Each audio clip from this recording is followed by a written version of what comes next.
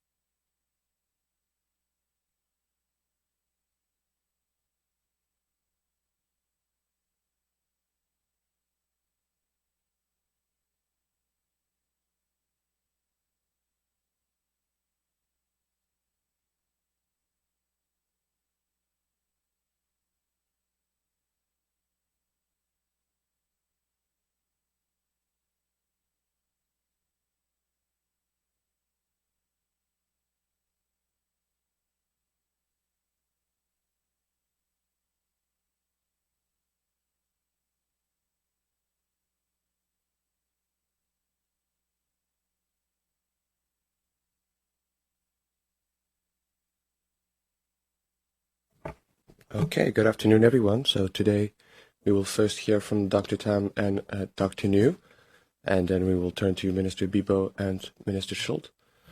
Dr. Tam? Good afternoon and bonjour à toutes et à tous. I'll just begin with our usual update on the number of COVID-19 cases in Canada.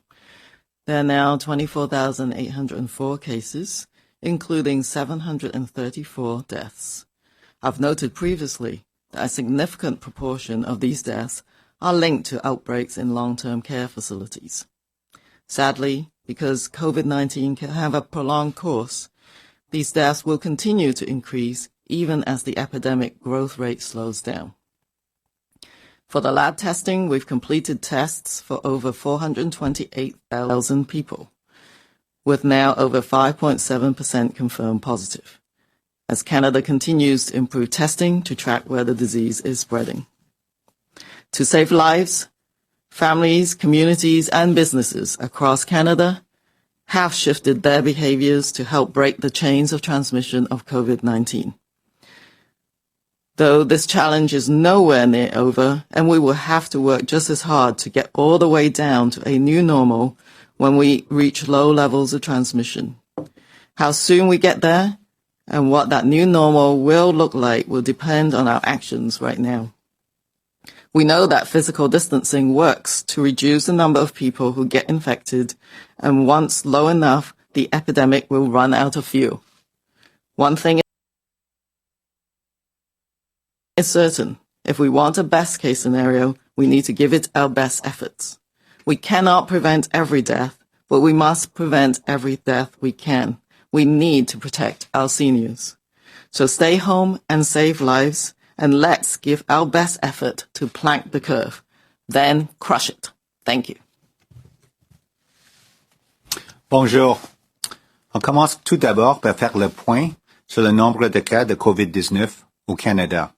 On compte aujourd'hui 24 804 cas de COVID-19 au pays, dont 734 décès.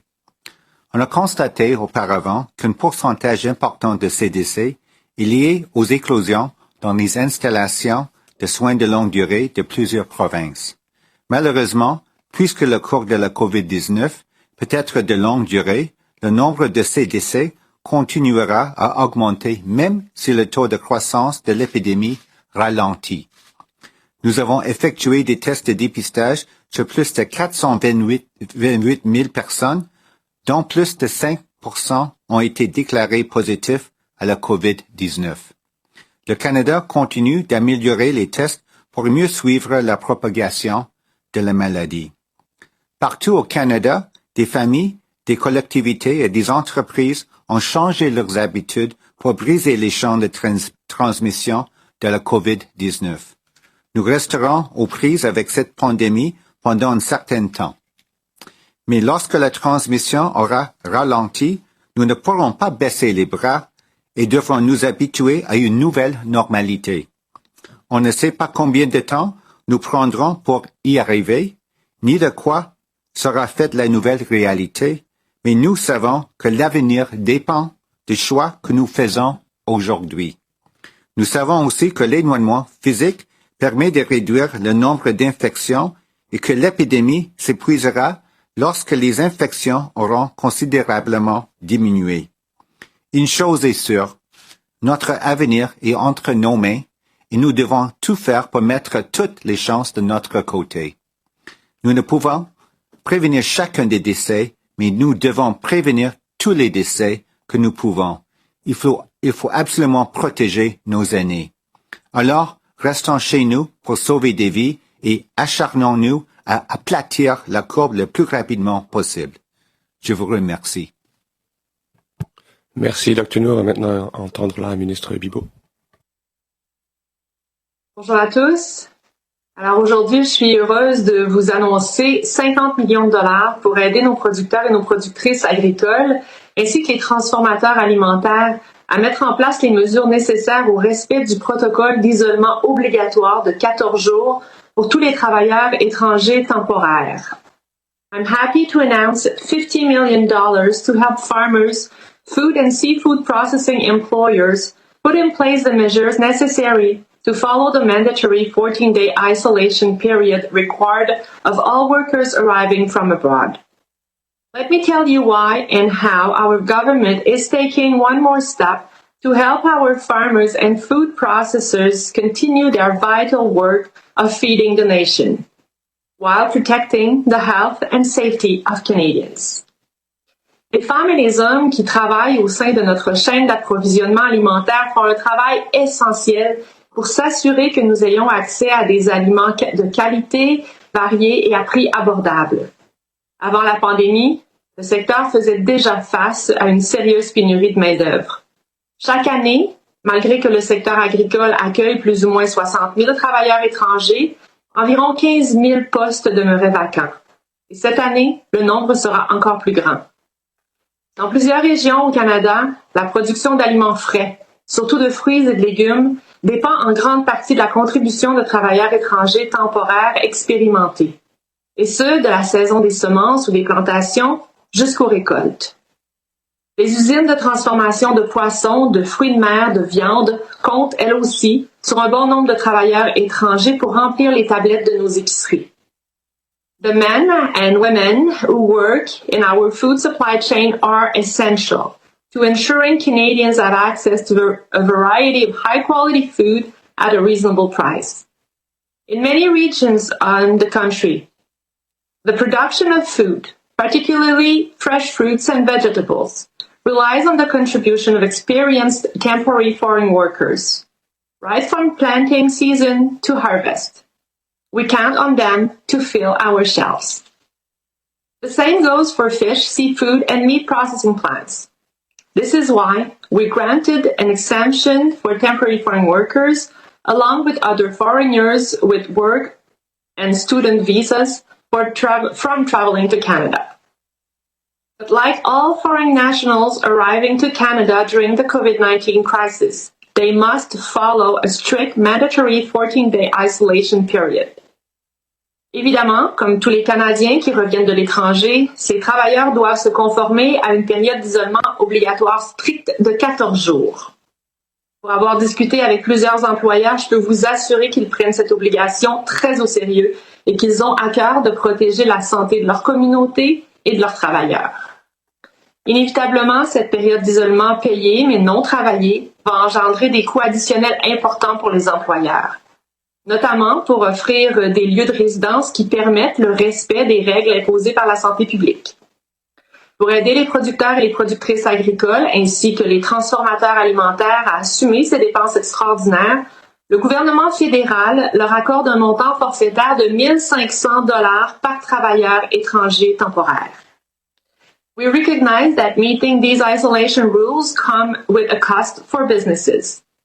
That is why today I'm pleased to announce that the new federal support provides employers with $1,500 per worker to help put in place the measures necessary to comply with the strict public health requirements. This exceptional program will be available as long as the Quarantine Act is enforced and the isolation protocol has to be followed. Government authorities will follow up regularly, and employers or workers who do not comply will face severe sanctions and fines. At the same time, there continues to be thousands of jobs available in our food sector. Cet investissement de 50 millions de dollars s'ajoute aux gestes que nous avons posés pour assurer la sécurité alimentaire au pays. 100 millions de dollars pour améliorer l'accès à des aliments sains pour les Canadiens les plus vulnérables, une possibilité d'obtenir un prêt de 40 000 $ sans intérêt avec la possibilité de 10 000 $ et que 10 000 $ soient non remboursables, extending loan deadlines under the advance payment program to help farmers manage cash flow, allowing all businesses to defer income taxes, GST, and customs duties, and giving $5 billion in additional lending capacity to Farm Credit Canada to help producers, agribusinesses, and food processors remain financially strong during this difficult time. I'm very proud of the strong and resilient food system we have in Canada. Step by step, we are giving our farmers and food processors the tool they need to continue their vital work. We will be there to support them throughout this difficult period.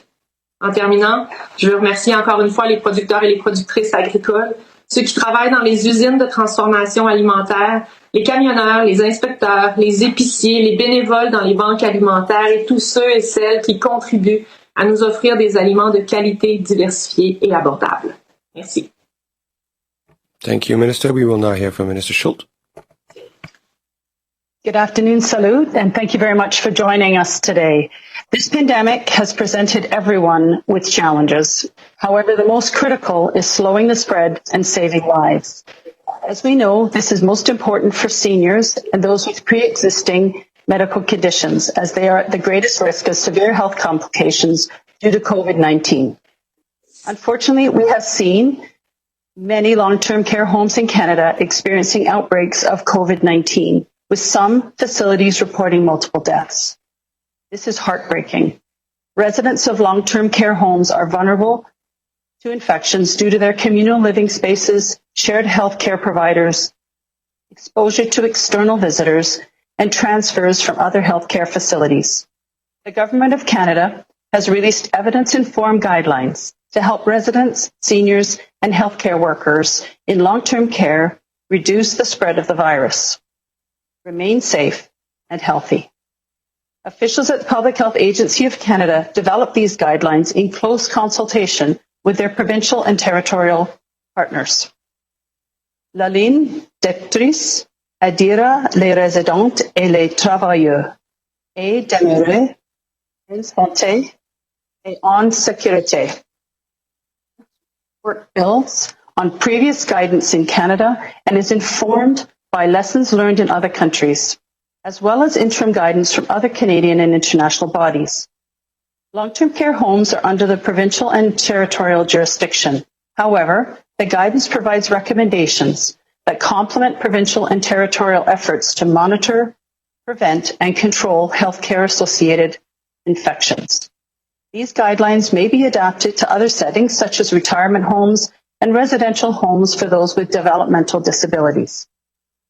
The key recommendations include measures such as restricting visitors and volunteers to only those deemed essential for basic medical or compassionate resident care, screenings before every staff shift or essential visitor entry and daily for residents, ensuring staff do not report to work with symptoms, and if they develop symptoms at work, are tested and excluded from work, requiring staff, essential volunteers and visitors wear a mask during the duration of their shift or visit, providing training on infection control measures such as proper hand hygiene and use of personal protective equipment, routine additional cleaning, especially for high-touch, high-risk surfaces.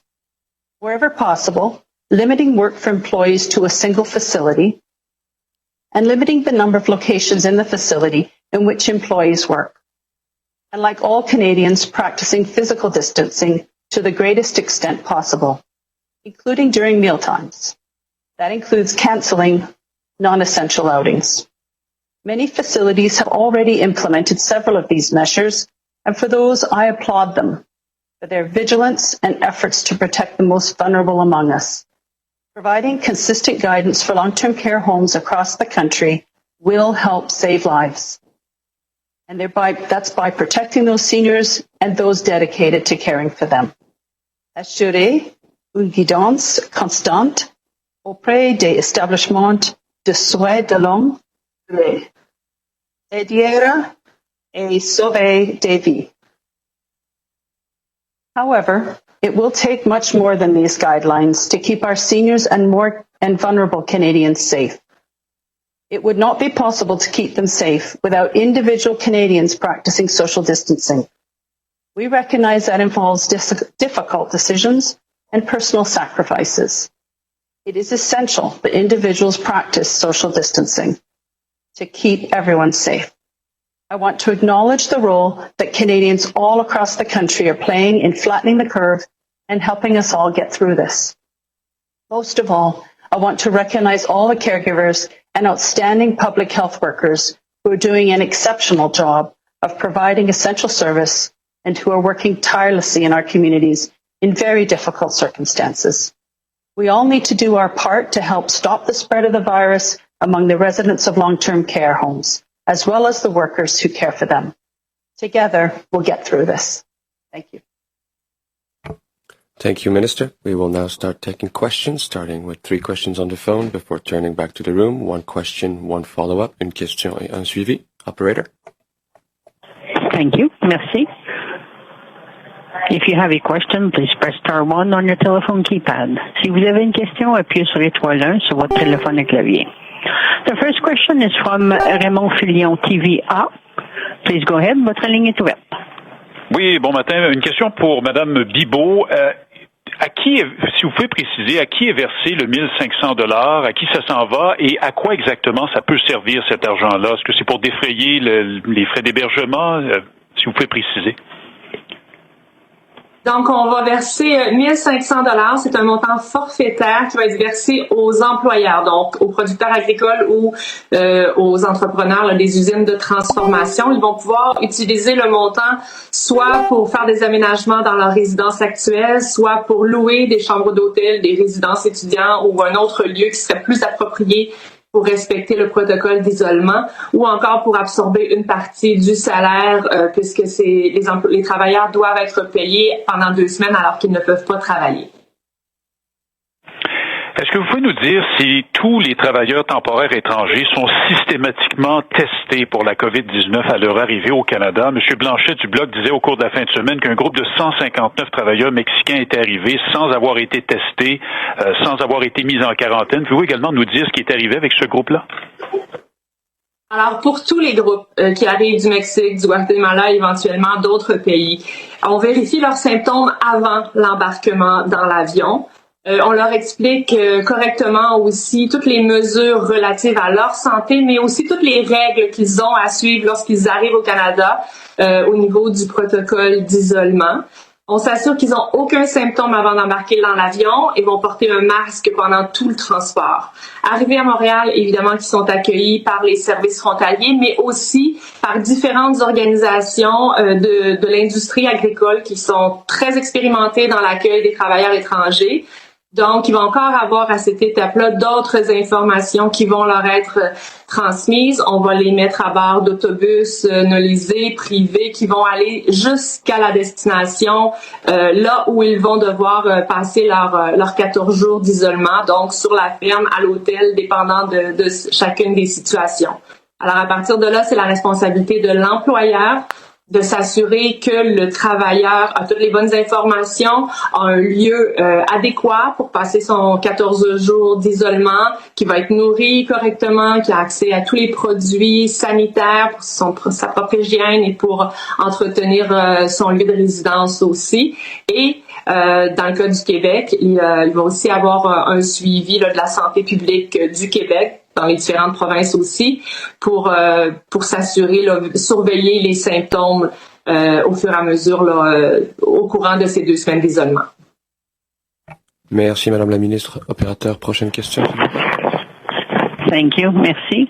The next question is from Mia Rabson from the Canadian Press. Please go ahead. The line is now open. Votre ligne est ouverte. Hi, this is a question for Dr. Tam. 2 weeks ago, you said a few times that the coming week or two was crucial in your how things were going to play out and for your own understanding of what was happening. Can you explain what specifically you've learned in the last 2 weeks and what sort of crucial information is now informing the current decisions and responses that we have?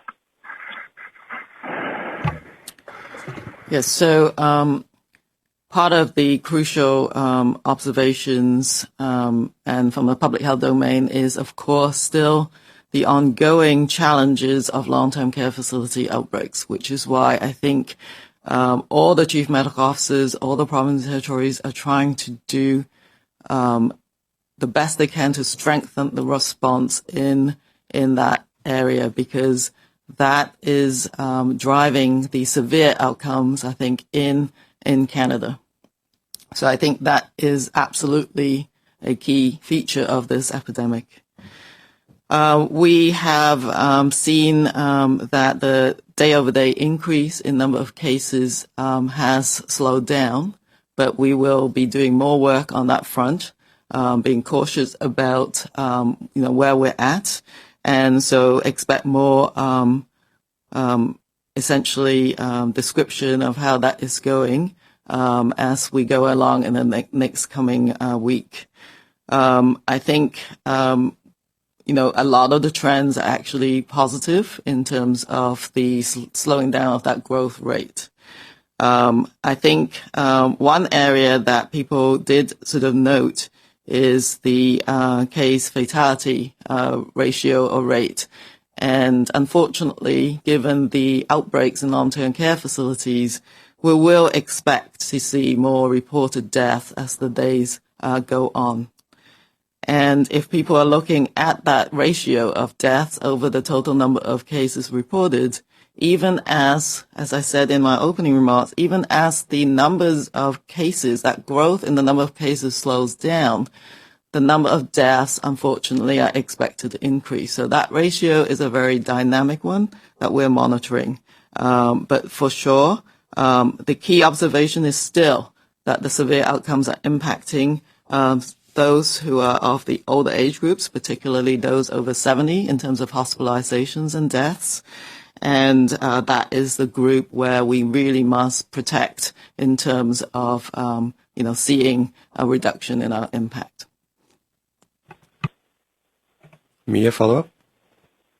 Yeah, just sort of building on some of that long-term care concern that you mentioned, can you give us some updated statistics on how many of the deaths and cases that you talked about earlier today really are, we know were in long-term care facilities? And why did we not do more a month ago to set in place these kinds of guidelines when we saw outbreaks in long-term care homes immediately when this started to show up in Canada? So in terms of the cases where we have the data on the whether someone was in the long-term care facility or seniors residence, we know that close to half of the deaths that we're tracking are linked to long-term care facilities. But that ratio is actually different in different provinces as well. So that's where we're tracking at the moment on that. I think that in terms of the long-term care facilities, all the provinces and territories have tried very hard. As you can sort of recall, some of the initial outbreaks started in British Columbia and then, of course, impacting all the larger provinces. And as all the health system, the public health officials are trying to strengthen their response, there was lessons learned and some of the key observations that were then built into these interim guidance. And I stress interim only because most of our guidance need to be updated on an ongoing basis. So this one, we will have to sort of look at that as we go along. But it's a sort of collective wisdom, if you like, from our experts that work in long-term care, infection control expertise, as well as what the provinces have had to work through and in the last weeks. Thank you, Doctor. Operator, next question, please. Thank you. Merci. The next question is from Lina Dib, La Presse Canadienne. Please go ahead. La ligne est ouverte. Yes, hi. Maybe Dr. Tam, we could go on this line of thought. So did you compare the way British Columbia dealt with the long-term facilities with what Quebec is doing, and did you see any difference there that could explain why so many deaths in Quebec and less in British Columbia? Well, I think almost all jurisdictions are essentially trying to deal with the outbreaks in long-term care facilities. So that's really across the board. But as people learn more, it's a very collaborative table amongst the chief medical officers. We all learn from each other in terms of what could be improved. And so, and some of the guidance will support them in doing so.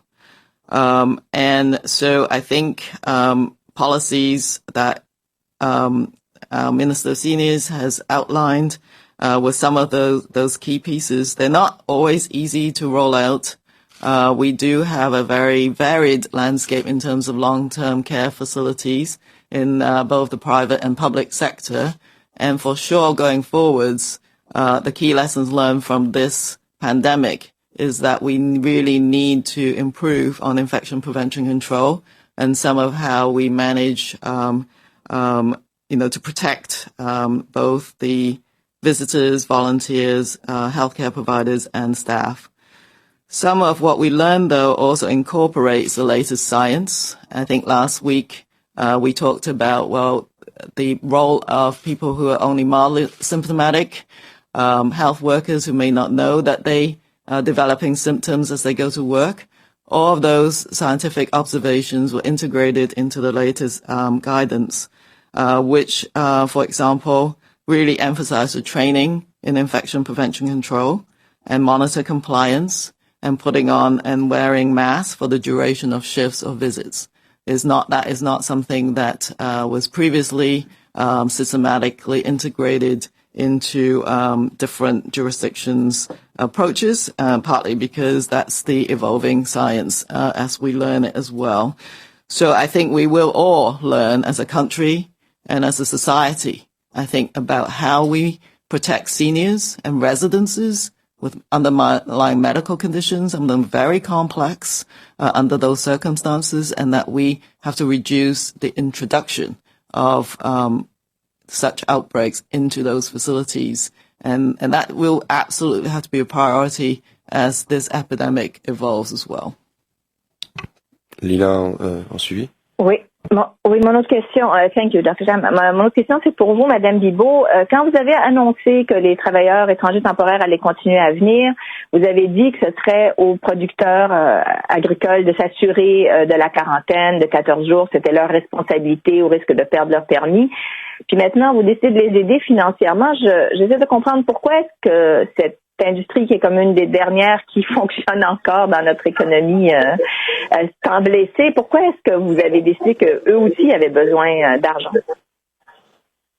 Alors, l'industrie alimentaire, incluant les producteurs, font face à des grands défis en ce moment, qui tournent pour la plupart autour des défis de ressources humaines, d'avoir suffisamment de travailleurs et dans les champs et dans les usines, mais ils doivent aussi mettre en place des protocoles de prévention pour protéger leurs travailleurs canadiens déjà. Ça a un impact sur la production, sur la capacité de transformation, donc un impact aussi sur ce qu'on achète de la part des producteurs.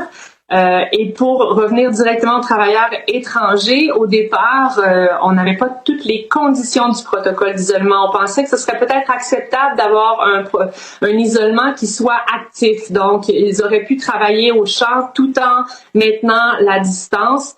Mais ça s'avère que non, c'est pas suffisant. On leur demande de faire vraiment un isolement complet de 2 semaines. Alors, ça implique des coûts significativement plus élevés pour les producteurs. Donc, payer 2 semaines de salaire sans avoir de travail en retour, soit faire des aménagements importants dans leur résidence actuelle, et si c'est pas possible, de louer des chambres d'hôtel, par exemple. Alors, c'est des coûts importants pour les travailleurs, pour les employeurs, pardon.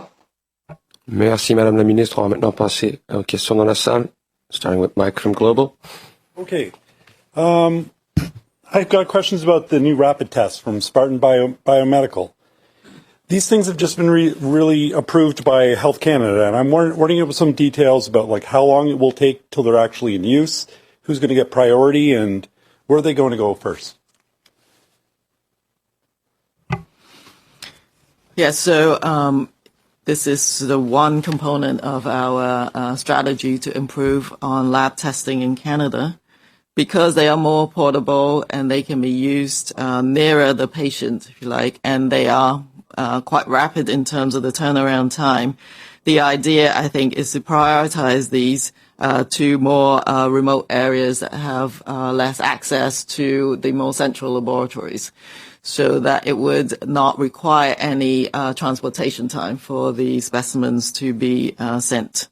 So this, together with other more near-patient type testing, will be prioritized for communities that actually have difficulties, transporting the lab tests and to reduce turnaround time. So I think that is the strategy going forward. So I think, the procurement side is constantly being updated in terms of how much we can actually get from this particular supplier.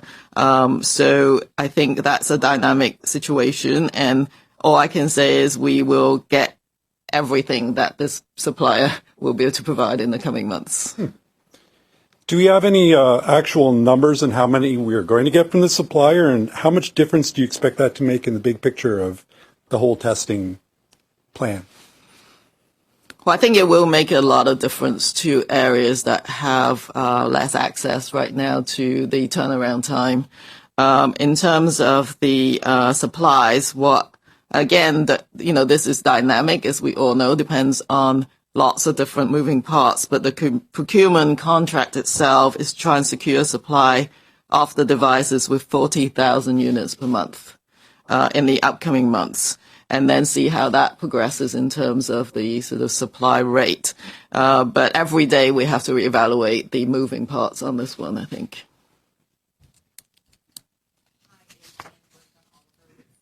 National News. Oh, is the mic on? Now it is. Okay, it's Annie Bergeron-Oliver with CTV National News. The latest data shows that about 73% of all cases are related to community transmission. So why can't every person who wants a test get one, including staff and residents in long-term care facilities? So the community cases are, as I've said, a lot of them are related to the long-term care facilities, and there are others. So they are the priority. They will always be part of the priority groups for the provinces and territories. That's the agreed upon laboratory testing strategy. And so all jurisdictions are looking at the testing for those kind of settings for sure. Okay. And the government issued new recommendations on Saturday to long-term care facilities, but that did come weeks after the pandemic started. What tougher regulations is the government considering to prevent what is happening in Dorval from occurring elsewhere? And is the government considering any type of additional funding to help underpaid workers in these long-term care facilities? Because guidelines enough won't be enough if people don't feel comfortable going to work. Mm-hmm. So you've brought up some very important points because we need to support workers who are going to work in those long-term care facilities. So these are in the jurisdiction of the provinces and territories.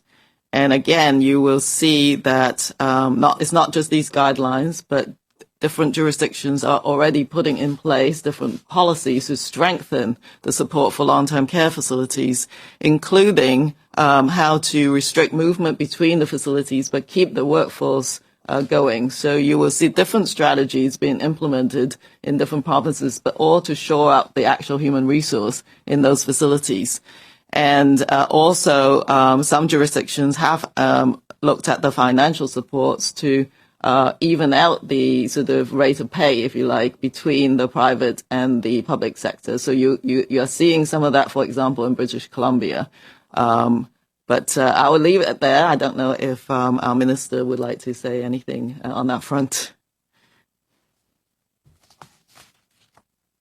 Provinces stepping up, and we've got, BC did $10 million to enhance the infection protection measures and to improve the quality and safety of these facilities. Quebec has announced $133 million for added funding to private and public long-term care facilities.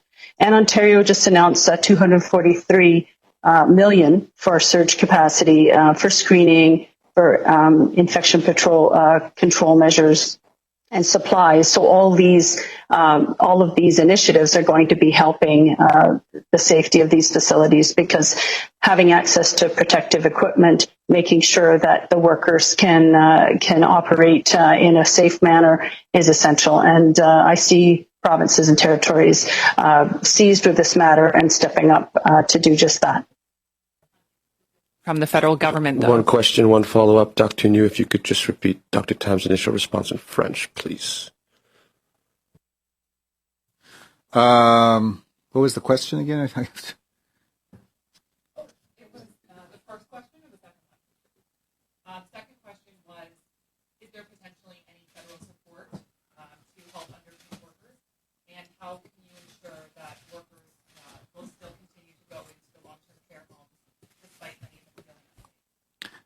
OK, en français. La deuxième question du support financier, je pense que c'est vraiment pour les provinces et territoires. Notre ministre aussi a constaté que les provinces comme la Colombie-Britannique, aussi le Québec, Ontario, a donné aussi des fonds pour donner plus d'appui aux établissements de soins de longue durée.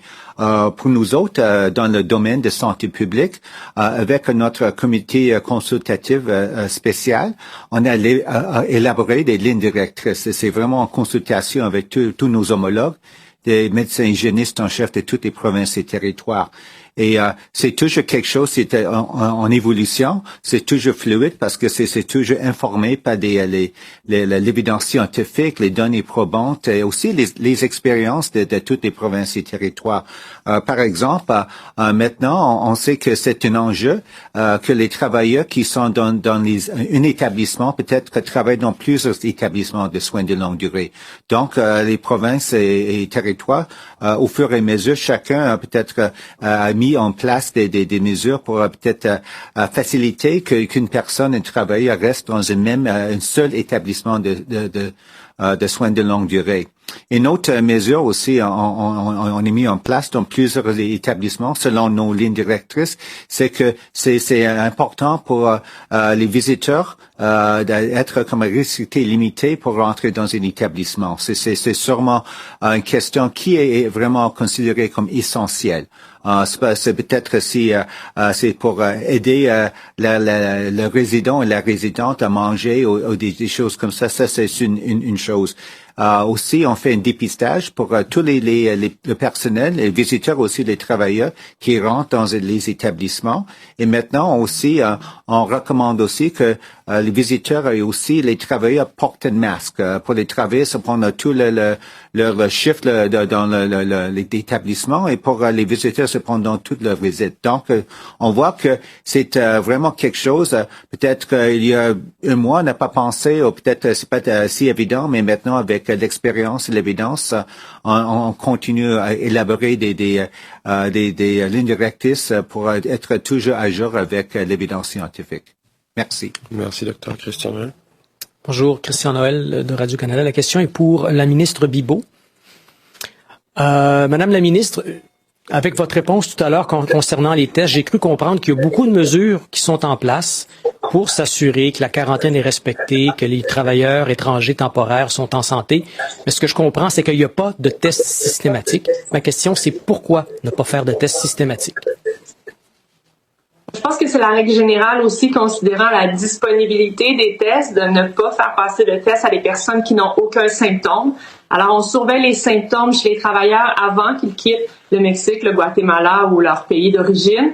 On vérifie encore les symptômes à leur arrivée à l'aéroport et encore chaque jour pendant la période d'isolement. S'il s'avérait qu'ils développent des symptômes, on va passer les tests, mais c'est pas quelque chose qui peut être fait sans symptômes à ce moment-ci, considérant la disponibilité et les risques associés. On suit, bien évidemment, les recommandations de la santé publique du Canada et de chacune des provinces. Pour ce qui est de l'aide que vous allez offrir aux employeurs et aux agriculteurs, les travailleurs migrants à qui on parle présentement nous disent les règles sont déjà pas respectées. Ils vivent dans des cottages, certains vivent dans des petites salles où ils sont entassés. Il y en a d'autres qui sont pas payés durant la quarantaine. Il y en a d'autres qui reçoivent pas d'argent pour la nourriture, donc ils doivent sortir pour aller faire leur épicerie alors qu'ils sont en quarantaine. Est-ce que vous êtes au courant de ces problèmes-là? Et qu'est-ce que vous allez faire avec l'argent que vous donnez aux employeurs si ceux-là ne respectent pas les règles? Alors, il faut faire la distinction entre les travailleurs étrangers qui sont ici déjà depuis plusieurs semaines, plusieurs mois, avant que le protocole d'isolement soit mis en place. Comme nous tous, on circulait sans prendre des mesures particulières. Donc, il faut faire la distinction entre ces gens-là et ceux qui arrivent depuis quelques jours, maintenant que le protocole est mis en place. C'est sûr que pour les nouveaux arrivants, le protocole, il n'y a aucun compromis à faire et les sanctions peuvent être extrêmement sévères, autant pour l'employeur qui ne les respecterait pas que pour le travailleur. C'est quelque chose qu'ils prennent très au sérieux, ne serait-ce que parce qu'ils ont à cœur la santé de leurs travailleurs, la santé de la communauté où ils vivent. parce qu'ils veulent avoir des travailleurs en forme dans 2 semaines pour faire tout le travail nécessaire, mais aussi financièrement, ça peut coûter extrêmement cher et ça peut même aller jusqu'à des peines de prison s'ils ne respectent pas le protocole. Merci Madame la Ministre. On va retourner au téléphone pour 3 questions. Opérateur. Merci. Thank you. We have a question from Alex Bowingal from the Toronto Star. Please go ahead. Votre ligne est ouverte. Just going back to the new guidelines, why is it that you aren't putting forward, the federal government, more resources to help long-term care facilities implement these guidelines? And are you able, as the federal government, to make these guidelines mandatory so they're not just guidelines, I guess, but they're actual rules? So if I could please, the guidelines are there. They have been developed in cooperation and coordination with public health across the country, public health agencies across the country. It's I think rather than, as you know, it's a provincial jurisdiction. So what we prefer to do is to work cooperatively with our partners across the country, and we have been doing that. We have been doing that in terms of securing protective equipment and making sure that we have ample supplies in Canada, and we've been working diligently at that and putting over $2 billion towards that initiative, and those are important elements that are going to be needed in long-term care. We have heard that guidelines would be helpful. I've heard that from some of my colleagues in the calls that I've had over the last few weeks, and so these guidelines are exceedingly helpful. I think that the initiative at this point is to work cooperatively across the country and not spend all our time fighting over jurisdiction. It's a Team Canada approach, as you have seen, in terms of procuring supplies, of working with Health Canada and with organizations across the country and businesses to come together to be able to supply the needs of our own country. And so we're working all together, and that is the direction we're going. It's a cooperative Team Canada approach, and so I want to say thank you to all of the companies, all the healthcare workers, and everybody that's working together. So rather than coming at this in an aggressive way, we're coming at this in a cooperative way, and this is the best way to move forward in Canada at this time. Alex, follow up? Yeah, just on the fatality rate that I guess this is a question for Dr. Tam. You mentioned that as we expect to see overall cases decline, the rate of fatality because of long-term cares will continue to go up. I'm wondering if that affects in any way the modeling that was released last week. And I know the fatality projection was based on a 1.1% fatality rate, I believe you guys said. Does the situation you described today change that at all? Change our expected fatality rate going forward? Yeah, the what we call the case fatality rate changes over time for sure. It's very, very much a real-time estimation. And it's not until the end of the pandemic that you would actually get the true case fatality rate. But as I said, as the projections will change, and the slide that you're referring to was actually the projection on cases, which keeps changing over time. So it's a very short-term forecast over the next week or so. And absolutely, those projections are updated based on the new reports on the deaths and on the cases. So I think the bottom line is yes, that those projections will be dynamic and change over time. But it is a phenomena that we would all see as the days and weeks come along, is that I expect the case fatality rate to increase as the sort of the denominator decelerates and the numerator, unfortunately, because of some of these outbreaks, the numbers of deaths will increase. But there's lots of other dynamics at play when you calculate that rate. So that for sure is going to change over time. Thank you, Dr. Operator. Next question, please. Thank you. Merci. The next question is from Guillaume Saint-Pierre, Journal de Montréal. Please go ahead. Votre ligne est ouverte. Oui, bonjour. Je voulais revenir sur les tests rapides là, de Spartan. Madame Tam a dit tout à l'heure que ce sont les régions éloignées qui en bénéficieraient en premier ou en priorité. Qui d'autres seraient prioritaires sur cette liste-là? Alors, merci pour la question. C'est Dr. Njoo. Oui, comme on a dit, les tests comme des plus rapides de Spartan ou aussi peut-être des autres compagnies à l'avenir. C'est vraiment un autre outil, on dit, qui peut aider nos efforts ici au Canada. Parce que c'est une comme on dit un test, un dépistage. On explique c'est comme au point au service et plus sur place au lieu de qu'est-ce qui se passe actuellement pour les communautés isolées au nord. Il faut prendre comme on dit un échantillon avec une écouvillon des patients et puis il faut transporter l'écouvillon à un laboratoire plus au sud et ça prend du temps. Donc avec les dépistages, les kits comme ça, on peut avoir un résultat beaucoup plus rapide et c'est vraiment la priorité pour les communautés comme ça au nord, isolées aussi les communautés autochtones. Merci. Mm-hmm.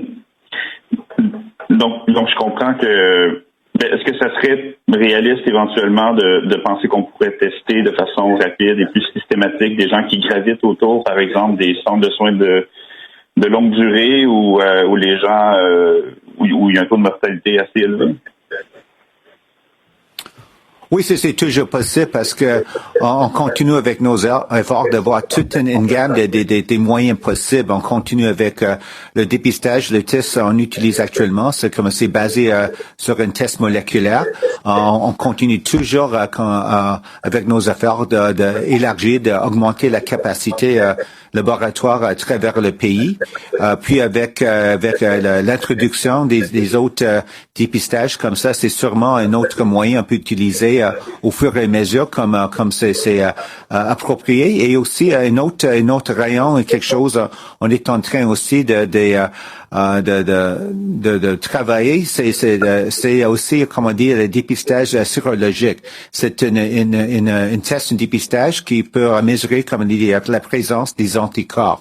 Et on a plusieurs utilités pour un dépistage comme ça. Et c'est quelque chose on va élaborer, expliquer dans les journées suivantes. Mais c'est sûrement que si on parle de tous les tests de laboratoire, on travaille de tous les volets, les composants pour avoir la meilleure capacité à travers le pays. Merci.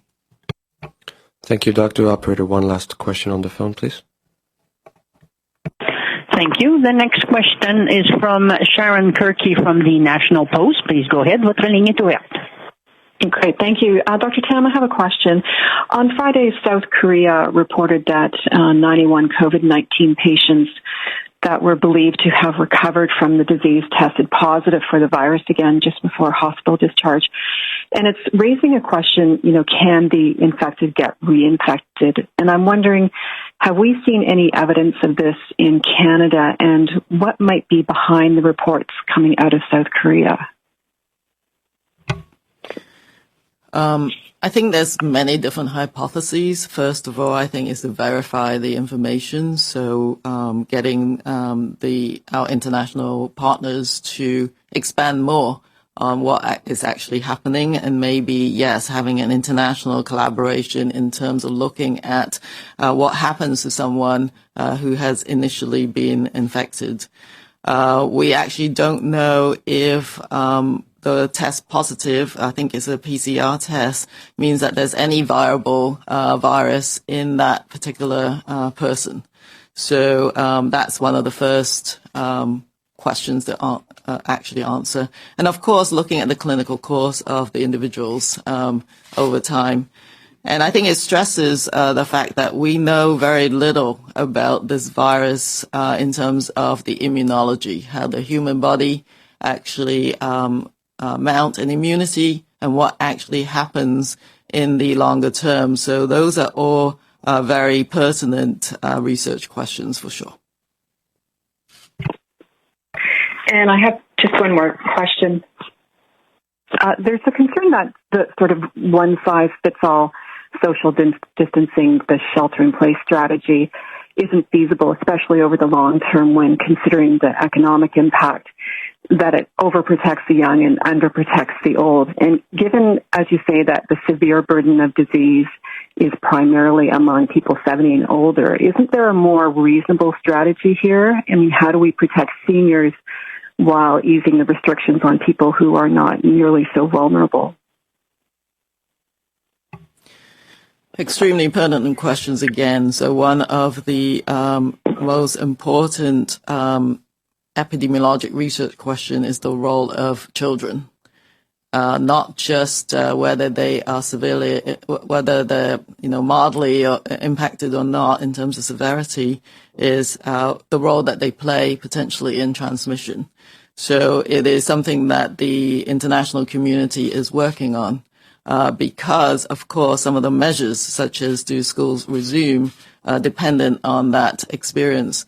Of course, we do have countries a little bit ahead of us in their epidemic, so we will be trying to learn from some of those experiences of some of those measures being gradually turned off, as it were.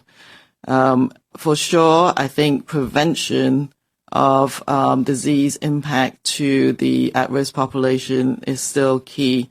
But I just want to emphasize that as we see this epidemic slowing down, we cannot let go of our public health measures in the near term until the whole of that epidemic wave comes to the bottom of that curve. We cannot relax those measures. But we are looking at, and some of the modeling is going to try and help us to look at those dynamic models as to which type of public health measures, as they go up and down, will impact the actual transmission or spread of the disease. So absolutely, we'll be looking at each of those components. Thank you, Doctor. Bonus question. Dr. Tam, Tom Perry with CBC News. Health Canada has now approved the Spartan test. The Premier of Alberta, Jason Kenney, has said, though, that he'd be willing to buy tests or treatment based on the approval of other countries. And I'm wondering what you think about that, about the Premier saying that. Does that suggest to you that Health Canada is being too slow to approve testing treatments in a time of crisis? I think we're exploring every single avenue, including tests that are approved by other countries. But Health Canada does have existing regulations pertaining to urgent public health need. So, for example, if certain treatments are approved in the United States or in European countries by their regulators that we know are of high standard, there are actual mechanisms to bring those solutions in safely. Of course, there are so many different tests now in so many countries. We do have significant concerns about the quality of some of those tests. So it is important to have that regulatory review. And certainly our lab, the National Microbiology Lab, does play a role in some of those testing of those kits to see, well, are they actually detecting cases? Do they actually detect antibodies? And so it's a bit of a team sport, but certainly numerous people have come in and suggested solutions, but we've got to make sure they're safe and effective. Is Health Canada speeding things up then in this time of crisis? And is it possible that things could be sped up to an even greater degree?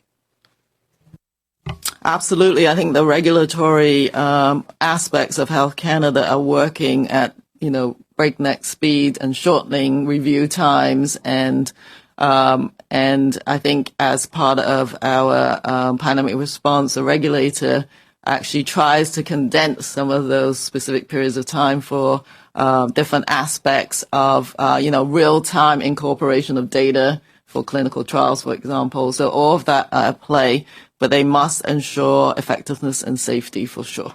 But they are working as fast as every aspect of this response. Thank you, Doctor. Ceci met fin à la conférence de presse pour aujourd'hui. Merci.